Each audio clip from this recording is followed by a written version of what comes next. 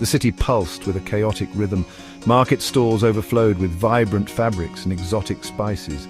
Laughter mingled with the shouts of vendors. Yet, beneath the lively facade, darkness lingered. In the city's underbelly, poverty and despair clung to its inhabitants. Among them was a woman, known only by her emerald dress and the disdain in people's eyes.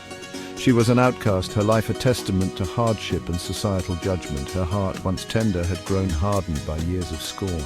She had learned to survive in the shadows, her spirit slowly fading under the weight of societal disapproval. Each day felt heavier than the last.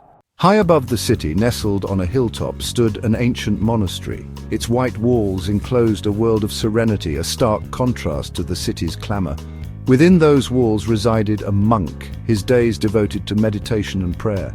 His name was Tenzin, and his heart overflowed with compassion. He saw the world through eyes of understanding, recognizing the inherent goodness residing within every soul. Tenzin radiated a calming presence, an aura of peace cultivated through years of disciplined practice. He moved with a quiet grace, his steps barely whispering against the stone floors. His days were filled with the chanting of sutras and the gentle rhythm of tending his small garden. One day, a whisper of a challenge reached the woman's ears. It was a dare, a test to expose the supposed piety of the monk on the hill. The challenge was simple yet audacious. Seduce the monk, shatter his composure, and prove the hypocrisy of his supposed enlightenment. Intrigued and fueled by a desire to expose the world's hypocrisy, the woman accepted. She craved to prove that beneath the surface everyone succumbed to desire.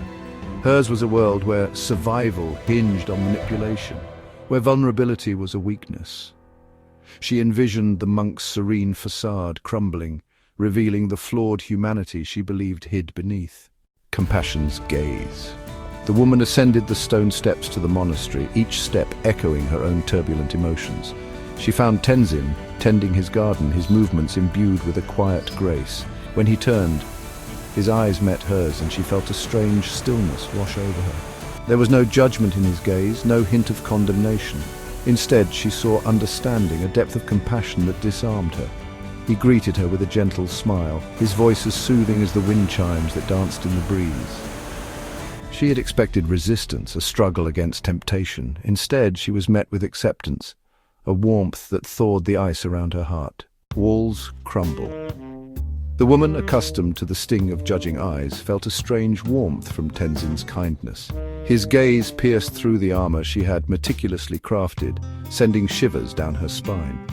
She stumbled over her words, her facade crumbling under the weight of his tender compassion. Tenzin listened patiently, his silence enveloping her like a comforting embrace. He spoke of suffering, his voice a soothing balm, and the universality of pain. He shared stories of compassion, of the transformative power of forgiveness, both for oneself and for others. His words resonated deep within her, awakening a long-dormant part of her soul, sending waves of emotion through her. For the first time she felt truly seen, not for the life she led, but for the pain she carried, her heart swelling with a newfound sense of relief. Finding light.